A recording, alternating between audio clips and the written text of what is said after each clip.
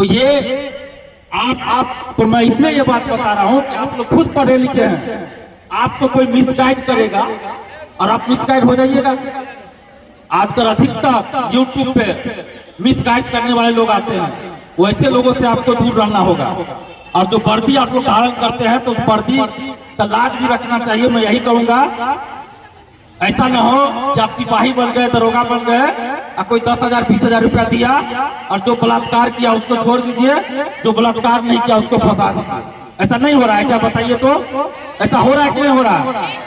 तो ये इंसानियत के नाम पे क्या है, गलत है कि नहीं है? वैसे लोगों को फांसी होनी चाहिए, एकदम फांसी होनी चाहिए। 3 दिन तक कोई दरोगा, कोई थाना को पता है कि यहाँ पे लड़की भर्ती है, उसके साथ रेप हुआ कि नहीं हुआ उसको छोड़ दीजिए, लेकिन एक बार भी किसी से पूछताछ नहीं और कोई एफआईआर नहीं।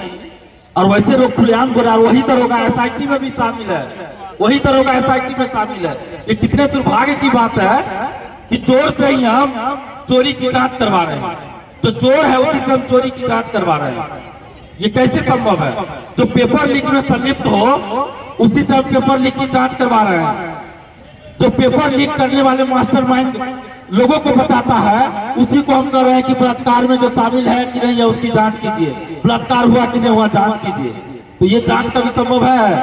जब हम पटना गए थे पहली बार तो शिल्पी गौतम का एक मामला आया था, आज तक पता नहीं चला उसका बलात्कार और मर्डर किसने किया, और अभी चल रहा है ये काम। तो ऐसा इसलिए हम बोल रहे हैं कि जब कहीं मर्डर होता है, कुछ होता है, तो सबसे ज्यादा जो उसमें जिम्मेदारी बढ़ जाती है वो वर्दीधारी की बढ़ जाती है, क्योंकि जांच कौन करता है? वर्दीधारी जांच करते हैं। तो आप लोग जब सिपाही दरोगा बनिएगा तो ऐसा कम से कम नहीं कीजिएगा, मैं यही आग्रह कर रहा हूँ आप लोगों से। और इस गणतंत्र दिवस के अवसर पर एक और आग्रह आप लोगों से करूंगा कि आजकल हमारे युवाओं को जो है गलत ट्रैक पे ले जाया जा रहा है। शायद आप लोग इस चीज को एहसास किए होंगे, खासकर लड़कों को ज्यादा गलत ट्रैक पर ले जाया जा रहा है।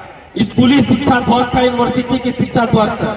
हम लोग का जब हम लोग थे तो शौक होता था कि पटना यूनिवर्सिटी में कम से कम एडमिशन हो जाए। आज पटना यूनिवर्सिटी में सीट खाली रहता है, 4-4 5 बार लिस्ट जारी होता है कि बाबू आओ एडमिशन ले लो, फिर भी सीट खाली रहता है। ये नौबत आ गई है। और अभी गांव युवाओं में, बच्चों में, छोटे छोटे बच्चों में सूखा नशा का प्रचलन हो गया है। यह है कि नहीं सही बात? आप लोग बताइए। सॉल्यूशन, व्हाइटनर, क्या क्या सब आ गया, गांव में मिलता है। ये छोटी मोटी बात नहीं है, ये पढ़ाई लिखाई और नौकरी से ज्यादा ये जरूरी है कि इसको पहले दूर किया जाए। क्योंकि आप नौकरी में चले गए और सूखा नशा, ये कोई नशा का आपको आदत लगा, क्या नौकरी कीजिएगा? तो इसके लिए जन जागृति की जरूरत है, समाज सुधार की जरूरत है सबसे ज्यादा। और हम तो सरकार से मांग करते हैं कि स्कूली शिक्षा, यूनिवर्सिटी शिक्षा और जो कॉम्पिटिटिव एग्जाम होता है सब में अनिवार्य रूप से नैतिक शिक्षा को शामिल किया जाए, अनिवार्य रूप से, जिसका कि मेरिट में मार्क्स जुड़े, सिर्फ दिखाने के लिए नहीं कि आप इतना नंबर लाइए पास कर जाए, नहीं, मेरिट में जुड़ना चाहिए। और हिंदी आजकल हम देखते हैं अधिकारी बन गए और हिंदी नहीं लिखने आता है, श्रीमान नहीं लिखने आता है, श्रीमती नहीं लिखने आता है, प्रधानाध्यापक नहीं लिखने आता, ये सच्चाई है। विपरीत नहीं लिखने आता, सोशल साइड पर लेटर वाइडर होता है।